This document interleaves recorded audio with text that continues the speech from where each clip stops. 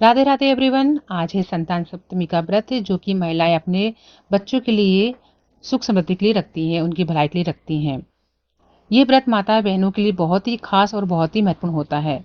जिन माता बहनों की संतान होती है वो तो ये व्रत उनके लिए रखती ही है, साथ साथ में जिन माता बहनों की संतान नहीं होती है तो वो भी इस व्रत को धारण कर सकती हैं। इस व्रत को पुरुष भी कर सकते हैं। जी हाँ, आपने सही सुना है, ये व्रत बहुत ही खास और बहुत ही महत्वपूर्ण होता है। चलिए जान लेते हैं कि इसकी पूजन विधि क्या है और इस व्रत को कैसे किया जाता है। सबसे पहले आपको इस व्रत को करने के लिए सुबह उठकर साफ और स्वच्छ कपड़े धारण कर लेने हैं। उसके बाद में आप पूजन की सामग्री तैयार कर लीजिएगा। पूजन की सामग्री में आपको क्या क्या लेना है वो भी हम आपको इस वीडियो के माध्यम से बताने वाले हैं। सबसे पहले आपको एक पटा लेना है, यानी कि चौकी बना लेनी है। उसके ऊपर आपको लाल वस्त्र बिछा लेना है। इसके बाद में आपको कलश स्थापना करनी है, जिसके लिए आपको एक कलश चाहिए। उस कलश के अंदर आपको थोड़ा सा गंगा जल भर लेना है और एक सुपारी और एक का सिक्का भी डाल देना है और थोड़े से अक्षत भी डाल देना है।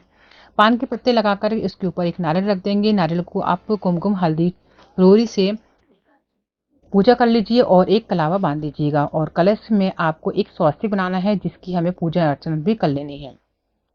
ये हो गई हमारी कलश स्थापना। इसके बाद में हमें एक सुपारी लेनी है और गणेश जी का प्रतीक मानकर उन्हें हमें फूल वस्त्र अर्पित और हल्दी कुमकुम भी लगा देना है। फिर हमें शंकर जी की प्रतिमा लेनी है। आपके पास फोटो हो या फिर आपके पास में शिवलिंग हो छोटा सा, तो वो भी आप ले सकते हैं। शंकर जी की पूजा अर्चना करनी है। जैसे भी आपको आता है उस प्रकार से आप कर लीजिएगा। उनको पहले स्नान कराएंगे, फिर इसके बाद में दूध दही चढ़ाएंगे, घी शक्कर चढ़ाएंगे और फिर उसके बाद में आपको उनको वस्त्र भी अर्पित कर देना है। भगवान शंकर से प्रार्थना करना है कि आज संतान सप्तमी का व्रत रखा है और मेरी संतान को अच्छी लंबी उम्र दे, दीर्घायु प्रदान करे और उनका बुद्धि और विवेक का विकास भी हो। ये महादेव से बोल करके आपको उनका अभिषेक करते जाना है। उन्हें फिर हम धूप दीप फूल अक्षत कुमकुम सभी चीजें समर्पित करते जाएंगे धीरे धीरे। और आपके पास में चढ़ाने के लिए सुहाग का जो सामान है वो भी आप समर्पित कर दीजिएगा। फिर हमें ने जो 7 पुए बनाए हैं, मीठे 7 पुए बनते हैं संतान सप्तमी में, तो आपको भोग के रूप में वहां पर कलावे के साथ में बांध कर रख देना है। उसमें एक का सिक्का भी रख देना है। इसके बाद में आपको संतान सप्तमी में एक चूड़ा दिया जाता है, जो कि बाजार में आसानी से मिल जाता है। यदि आप चूड़ा ला सकते हैं चूड़ा ले आइएगा चांदी का, और एक या तो फिर अंगूठी भी ले सकते हैं। उसे हमें यहाँ पर पूजन के स्थान पर रख देना है और उसका भी हमें पूजन अभिषेक कर लेना है। फिर भगवान शंकर के समक्ष हमें धूप दीप का दिखा देना है और उनके से प्रार्थना कर लेनी है। इसके बाद में फल फूल चढ़ा देना है और भगवान शंकर के समक्ष एक घी का दिया जला देना है। यदि आपके पास में घी है तो ठीक है, ना हो तो आप तेल का दीपक भी लगा सकते हैं। भगवान शंकर से मन ही मन अपने बच्चों के लिए लंबी उम्र के लिए प्रार्थना करनी है। इसके बाद में सभी पूजन सामग्री आप चढ़ा देने के बाद में भगवान शंकर के समक्ष बैठ कर के भगवान शंकर के समक्ष बैठ जाना है और हमें संतान सप्तमी की कथा का पाठ करना है। यदि आपके घर में कोई पंडित आए हैं तो आप उनसे सुन सकते हैं, नहीं तो आपके बच्चे या हस्बैंड भी आपको कथा सुना सकते हैं। कथा सुनना है। कथा सुनने के बाद में आपको भगवान शंकर की आरती करना है और हवन भी करना है। हवन करने के बाद में आपको जो आपने चूड़ा है आपका चांदी का, उसको आपको सबसे पहले दूध से शुद्ध कर लेना है, फिर जल से शुद्ध कर लेना है और उसमें हवन में आपको धूप दीप दिखा करके अपने हाथ में धारण कर लेना है। ये तो रही पूजन विधि। अब आपके पास में जो प्रसाद के रूप में आपने फल फूल और 7 पुए चढ़ाए थे और जो सुहाग का सामान आपने चढ़ाया था, वो किसी भी पंडित को आप जाकर दे सकते हैं। तो ये थी सिंपल साधारण संतान सप्तमी की पूजन विधि, जो कि हमने अपने घर पर आसानी से कर ली थी। आशा करते हैं कि हमारी वीडियो आपको अच्छी लगी होगी, तो वीडियो को लाइक शेयर कर दीजिएगा और चैनल को सब्सक्राइब करना ना भूलिएगा। थैंक्स फॉर वॉचिंग दिस अनेक वीडियो। प्रकार से वंदन और सत्कार किया। फिर मुनि के चरणोदक से अपने घर तथा शरीर को पवित्र किया। वह प्रसन्न होकर उनको कथा सुनाने लगे। कथा के कहते लोमश ने कहा कि हे देवकी, दुष्ट दुराचारी पापी कंस ने तुम्हारे कई पुत्र मारे, जिसके कारण तुम्हारा मन अत्यंत दुखी है। इसी प्रकार राजा नहुष की पत्नी चंद्रमुखी भी दुखी रहा करती थी, किंतु उसने संतान सप्तमी का व्रत विधि विधान सहित किया, जिसके प्रताप से उनको संतान का सुख प्राप्त हुआ। यह सुनकर देवकी ने हाथ जोड़कर मुनि से कहा, हे ऋषिराज, कृपा करके रानी चंद्रमुखी का संपूर्ण वृतांत तथा इस व्रत का विस्तार सहित मुझे बतलाइए। जिससे मैं भी इस दुख से छुटकारा पाऊं। लोमश ऋषि ने कहा कि हे देवकी, अयोध्या के राजा नहुष थे। उनकी पत्नी चंद्रमुखी अत्यंत सुंदर थी।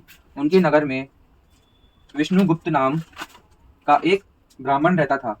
उसकी स्त्री का नाम भद्रमुखी था। वह भी अत्यंत रूपवती सुंदर थी।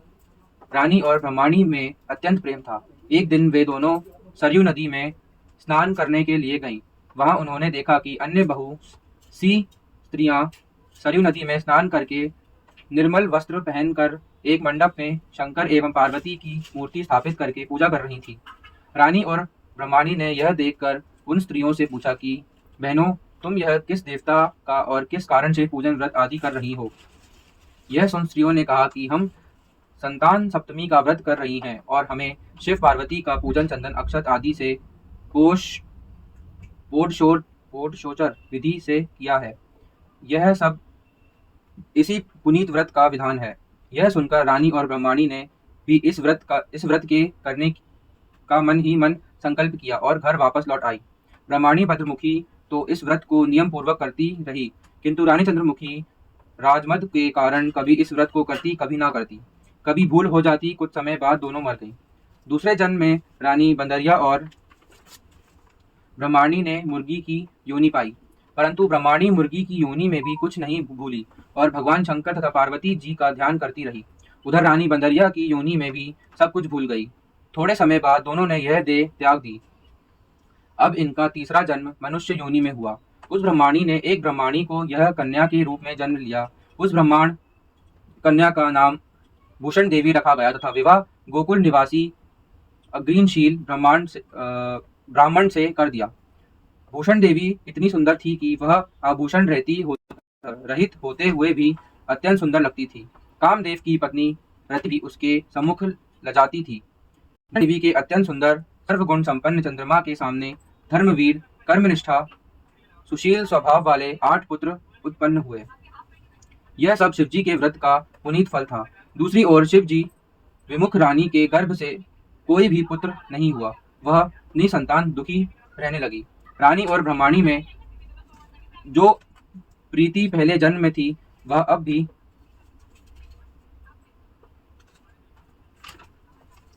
बनी रही। रानी जब वृद्ध अवस्था को प्राप्त होने लगी, तब उसके गूंगा, बहरा तथा बुद्धिहीन अल्प आयु वाला पुत्र हुआ।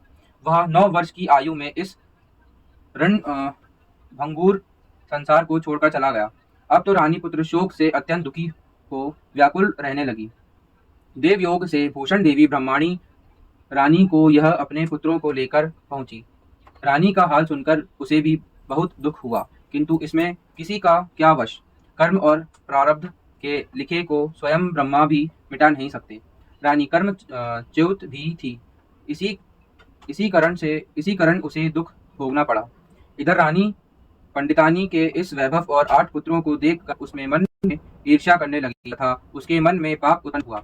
उस ब्राह्मणी ने रानी का संतान दूर करके निमित्त अपने 8 पुत्र रानी के पास छोड़ दिए। रानी ने पाप के वशीभूत होकर उन ब्राह्मणों पुत्रों को हत्या करने के विचार से लड्डू में विष मिलाकर उनको खिला दिया, परंतु भगवान शंकर की कृपा से एक भी बालक की मृत्यु न हुई। यह देखकर तो रानी अत्यंत ही आश्चर्यचकित हो गई और इस रहस्य का पता लगाने की मन में ठान ली। भगवान की पूजा से निवृत्त होकर जब भूषण देवी आई तो रानी ने उससे कहा कि मैंने तेरे पुत्र को मारने के लिए इनको जहर मिलाकर लड्डू खिला दिया, किंतु इनमें से एक भी नहीं मरा। तूने कौन सा दान पुण्य व्रत किया है जिसके कारण तेरे यह पुत्र नहीं मरे और तू नित नए सुख भोग रही है? तेरा बड़ा सौभाग्य है। इनका भेद तू मुझसे निष्कपट होकर समझा, मैं तेरी बड़ी ऋणी रहूंगी। रानी के ऐसे दिन वचन सुनकर भूषण ब्रह्माणी कहने लगी, सुनो, तुमको 3 जन्म का हाल कहती हूँ, सो ध्यान पूर्वक सुनना। पहले जन्म में तुम राजा नहुष की पत्नी थी और तुम्हारा नाम चंद्रमुखी था, मेरा भद्रमुखी था और ब्रह्माणी थी। तुम अयोध्या में रहते थे और मेरी तुम्हारी बड़ी प्रीति थी। एक दिन तुम दोनों सूर्य नदी में स्नान करने गईं और दूसरी स्त्रियों को संतान सप्तमी का उपवास, शिवजी का पूजन अर्चन करते देखकर हमने इस उत्तम व्रत को करने की प्रतिज्ञा की थी। किंतु भूल गईं और झूठ बोलने का दोष तुमको लगा। जिसे तू आज भी भोग रही है। मैंने इस व्रत को आचार विचार सहित नियम पूर्वक सदैव किया और आज भी करती हूँ। दूसरे जन्म में तुमने बंदरिया का जन्म लिया तथा मुझे मुर्गी की योनि मिली। भगवान शंकर की कृपा से इस व्रत के प्रभाव तथा भगवान को इस जन्म में भी न भूली और निरंतर उस व्रत को नियम अनुसार करती रही। तुम अपनी बंदरिया के जन्म में भी भूल गई। मैं तो समझी हूँ कि तुम्हारे उपहार, यहाँ मत बात करो। मैं तो समझती हूँ कि तुम्हारे ऊपर यह जो भी भारी संकट है उसका एकमात्र यही कारण है और दूसरा कोई इसका कारण नहीं हो सकता है। इसलिए मैं तो कहती हूँ कि आप अभी भी संतान सप्तमी के व्रत को विधि विधान सहित करिए, जिससे तुम्हारा यह संकट दूर हो जाए। लोमश ऋषि ने कहा, हे देवकी, भूषण ब्रह्माणी के मुख से अपनी पूर्व जन्म की कथा तथा व्रत संकल्प इत्यादि सुनकर रानी को पुरानी बातें याद आ गई और पश्चाताप करने लगी तथा भूषण ब्रह्माणी के चरणों में पड़कर क्षमा याचन करने लगी और भगवान शंकर पार्वती जी की ऊपर महिमा की गीत गाने लगी। उस दिन से रानी ने नियम अनुसार संतान सप्तमी का व्रत किया, जिसके प्रभाव से रानी को संतान सुख भी मिला तथा संपूर्ण सुख भोग रानी शिवलोक को गई। भगवान शंकर के व्रत का ऐसा प्रभाव है कि पथ भ्रष्ट मनुष्य भी अपने पथ पर अग्रसर हो जाता है और अनंत ऐश्वर्य भोग मोक्ष पाता है। लोमश ऋषि ने फिर कहा कि देवकी, इसलिए मैं भी तुमसे भी कहता हूँ कि तुम भी इस व्रत को करने का संकल्प अपने मन में करो तो तुमको भी संतान सुख मिलेगी। इतनी कथा सुनकर देवकी हाथ जोड़कर लोमश ऋषि से पूछने लगी, हे ऋषिराज, मैं इस पुनीत उपवास को अवश्य करूंगी, किंतु आप इस कल्याणकारी एवं संतान सुख देने वाले उपास का विधान, नियम, विधि आदि विस्तार से समझाएं। यह सुनकर ऋषि बोले, हे देवकी, यह पुनीत उपवास भादों के महीने में शुक्ल पक्ष की दशमी के दिन किया जाता है। उस दिन ब्रह्म मुहूर्त में उठकर किसी नदी अथवा कुएं के पवित्र जल में स्नान करके निर्मल वस्त्र पहनने चाहिए। श्री शंकर भगवान तथा जगदम्बा पार्वती जी की मूर्ति के स्थापन करें। इन प्रतिमाओं के सम्मुख सोने चांदी के तारों का अथवा रेशम का एक गड्ढा बनवावे। उस गड्ढे में 7 गांठें लगानी चाहिए। इस गड्ढे को धूप दीप अष्टगंध से पूजा करके अपने हाथ में बांधें और भगवान शंकर से अपनी कामना सफल होने की प्रार्थना करें। तदंतर 7 पुआ बनाकर भगवान का भोग लगावें और साथ ही पुए एवं यथाशक्ति सोने अथवा चांदी की अंगूठी बनवाकर इस सबको एक तांबे के पात्र में रखकर और उनका षोडोचर विधि से पूजन करें। किसी सदाचारी धर्मनिष्ठ सत्पात्र ब्राह्मण को दान देवें। उसके पश्चात सब पुआ स्वयं प्रसाद के रूप में ग्रहण करें। इस प्रकार से व्रत का पारायण करना चाहिए। प्रतिसाल की शुक्ल पक्ष की सप्तमी के दिन, हे देवकी, इस व्रत को इस प्रकार नियम पूर्वक करने से समस्त पाप नष्ट होते हैं और भाग्यशील संतान उत्पन्न होती है तथा अंत में शिवलोक की प्राप्ति होती है। हे देवकी, मैंने तुमको संतान सप्तमी का व्रत संपूर्ण विधि विधान विस्तार सहित वर्णन किया है। उसको अब तुम नियम पूर्वक करो, जिससे तुमको उत्पन्न संतान पैदा होगी। इतनी कथा कहकर भगवान आनंदक श्री कृष्ण ने धर्म अवतार युधिष्ठिर से कहा कि श्री लोमश ऋषि इस प्रकार हमारी माता को शिक्षा देकर चले गए। ऋषि के कथा अनुसार हमारी माता देवकी ने इस व्रत को नियम अनुसार किया, जिसके प्रभाव से हम उत्पन्न हुए। यह व्रत विशेष रूप से स्त्रियों के लिए कल्याणकारी है, परंतु पुरुषों को भी समान रूप से कल्याणदायक है। संतान सुख देने वाला, पापों का नाश करने वाला यह उत्तम व्रत है, जिसे स्वयं भी करें तथा दूसरों से भी करवाएं। नियम पूर्वक जो कोई इस व्रत को करता है और भगवान शंकर एवं पार्वती की सच्चे मन से आराधना करता है, निश्चय ही अमर पद पैदा करके अंत में शिवलोक को जाता है। बोलो शंकर भगवान की जय। संतान सप्तमी व्रत कथा समाप्त। गणेश भगवान की जय, पार्वती मैया की जय। आरती कर लो।